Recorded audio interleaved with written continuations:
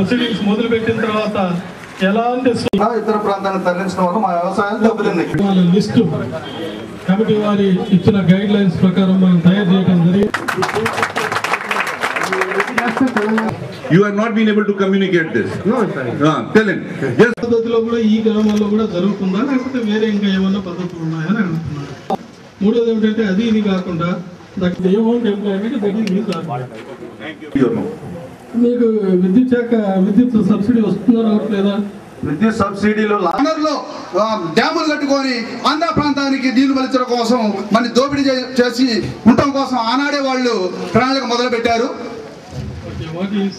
దృష్టికి doctor KL రావు గారు plan వేశాడు. నందిగామ ప్లాన్ తిరుమల నుంచి నందిగామ పోవడం కోసం కేఎల్ రావు గారు ప్లాన్ వేశారు.